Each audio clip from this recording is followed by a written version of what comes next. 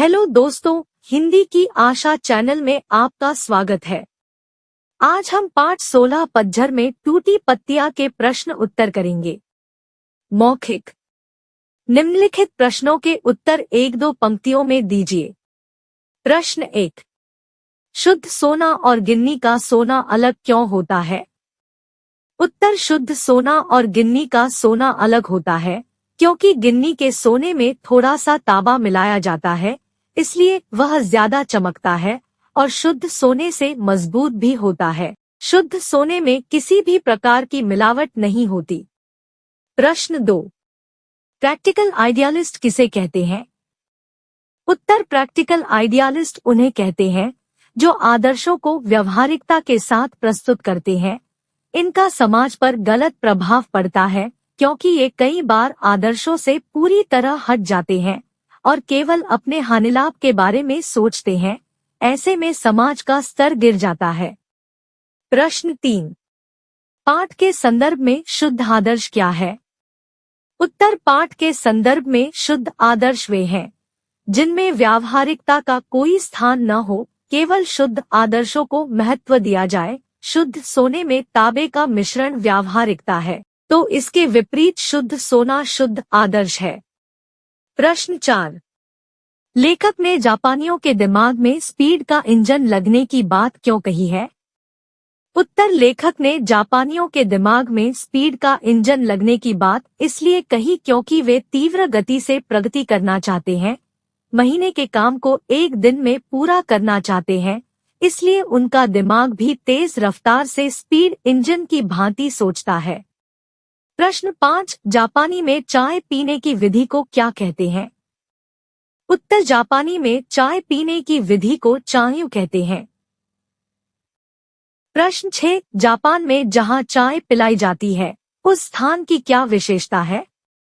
उत्तर। Japan में जहां चाय पिलाई जाती है वह स्थान पर्णकुटी जैसा सजा होता है। वहां बहुत शांति होती है। प्राकृतिक ढंग से सजे हुए इस छोटे से स्थान में केवल 3 लोग बैठकर चाय पी सकते हैं। यहाँ अत्यधिक शांति का वातावरण होता है। लिखित क। निम्नलिखित प्रश्नों के उत्तर 25 से 30 शब्दों में लिखिए। प्रश्न 1। शुद्ध आदर्श की तुलना सोने से और व्यावहारिकता की तुलना तांबे से क्यों की गई है? उत्तर। यह स्पष्ट है कि जीवन में आदर्शवादिता का ही अधिक महत्व है। अगर व्यावहारिकता को भी आदर्शों के साथ मिला दिया जाए तो व्यावहारिकता की सार्थकता है।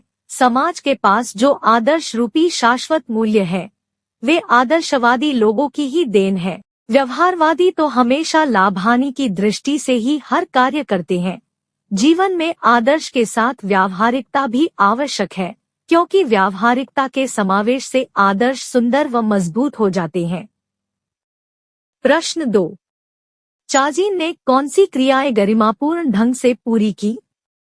उत्तर। चाजीन ने टी सेरेमनी से जुड़ी सभी क्रियाएं गरिमापूर्ण ढंग से की। यह सेरेमनी एक पर्णकुटी में पूर्ण हुई। चाजीन द्वारा अतिथियों का उठकर स्वागत करना, आराम से अंगीठी सुलगाना, चायदानी रखना, दूसरे कमरे से चाय के बर्तन लाना, उन्हें तौलिए से पोंछना व चाय को बर्तनों में डालने आदि की सभी क्रियाएं गरिमापूर्ण ढंग अर्थात बड़े ही आराम से, अच्छे व सहज ढंग से की। प्रश्न 3। टी सेरेमनी में कितने आदमियों को प्रवेश दिया जाता था और क्यों? उत्तर। टी सेरेमनी में केवल 3 आदमियों को प्रवेश दिया जाता है। ऐसा शांति बनाए रखने के लिए किया जाता है। प्रश्न 4। चाय पीने के बाद लेखक ने स्वयं में क्या परिवर्तन महसूस किया? उत्तर। चाय पीने के बाद लेखक ने महसूस किया कि जैसे उसके दिमाग की गति मंद हो गई हो, धीरे धीरे उसका दिमाग चलना बंद हो गया हो। उसे सन्नाटे की आवाजें भी सुनाई देने लगी। उसे लगा कि मानो वह अनंतकाल से जी रहा है। वह भूत और भविष्य दोनों का चिंतन न करके वर्तमान में जी रहा हो। उसे वह पल सुखद लगने लगे। ख। निम्नलिखित प्रश्नों के उत्तर 50 से 60 शब्दों में लिखिए। प्रश्न 1। गांधी जी में नेतृत्व की अद्भुत क्षमता थी, उदाहरण सहित इस बात की पुष्टि कीजिए। उत्तर। वास्तव में गांधी जी के नेतृत्व में अद्भुत क्षमता थी। वे व्यावहारिकता को पहचानते थे, उसकी कीमत पहचानते थे और उसकी कीमत जानते थे। वे कभी भी आदर्शों को व्यावहारिकता के स्तर पर उतरने नहीं देते थे, बल्कि व्यावहारिकता को आदर्शों पर चलाते थे। वे सोने में तांबा नहीं, बल्कि तांबे में सोना मिलाकर उसकी कीमत बढ़ाते थे। गांधी जी ने सत्याग्रह आंदोलन, भारत छोड़ो आंदोलन, असहयोग आंदोलन व दांडी मार्च जैसे आंदोलनों का नेतृत्व किया तथा सत्य और अहिंसा जैसे शाश्वत मूल्य समाज को दिए। भारतीयों ने गांधी जी के नेतृत्व से आश्वस्त होकर उन्हें पूर्ण सहयोग दिया। इसी अद्भुत क्षमता के कारण ही गांधी जी देश को आजाद करवाने में सफल हुए थे। प्रश्न 2, आपके विचार से कौन से ऐसे मूल्य हैं जो शाश्वत हैं? वर्तमान समय में इन मूल्यों की प्रासंगिकता स्पष्ट कीजिए। उत्तर सत्य, अहिंसा, परोपकार जैसे मूल्य शाश्वत मूल्य हैं। शाश्वत मूल्य वे होते हैं जो पौराणिक समय से चले आ रहे हों, वर्तमान में भी जो महत्वपूर्ण हो तथा भविष्य में भी जो उपयोगी हो। ये प्रत्येक काल में समान रहे, युग, स्थान तथा साल का इन पर कोई प्रभाव न पड़े। वर्तमान समय में भी इन शाश्वत मूल्यों की प्रासंगिकता बनी हुई है। सत्य और अहिंसा के बिना राष्ट्र का कल्याण नहीं हो सकता। शांतिपूर्ण जीवन बिताने के लिए परोपकार, त्याग, एकता, भाईचारा तथा देशप्रेम की भावना का होना अत्यंत आवश्यक है। ये शाश्वत मूल्य युगों युगों तक कायम रहेंगे।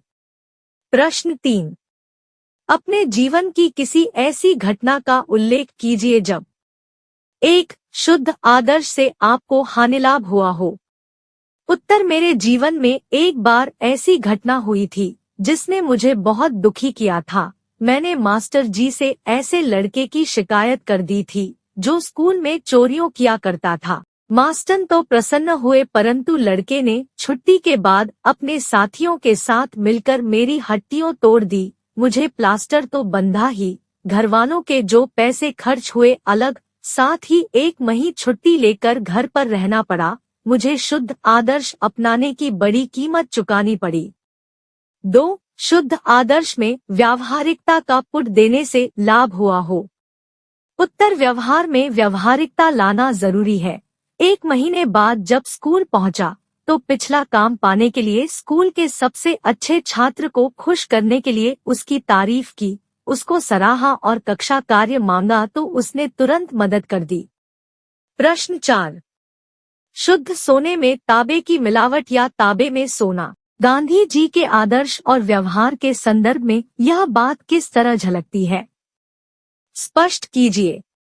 उत्तर, शुद्ध सोना आदर्शों का प्रतीक है और तांबा व्यावहारिकता का प्रतीक है। गांधी जी व्यावहारिकता को ऊंचा स्तर देकर आदर्शों के स्तर तक लेकर जाते थे, अर्थात तांबे में सोना मिलाते थे। वे नीचे से ऊपर उठाने का प्रयास करते थे, न कि ऊपर से नीचे गिराने का। इसलिए कई लोगों ने उन्हें प्रैक्टिकल आइडियालिस्ट भी कहा। वास्तव में वे व्यावहारिकता से परिचित थे, लोगों की भावनाओं को पहचानते थे, इसलिए वे अपने विलक्षण आदर्श चला सके और पूरे देश को अपने पीछे चलाने में कामयाब रहे।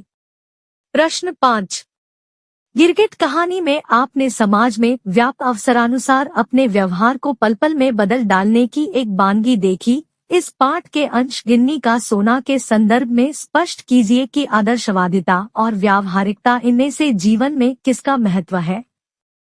उत्तर, गिन्नी का सोना पाठ के आधार पर यह स्पष्ट है कि जीवन में आदर्शवादिता का ही अधिक महत्व है।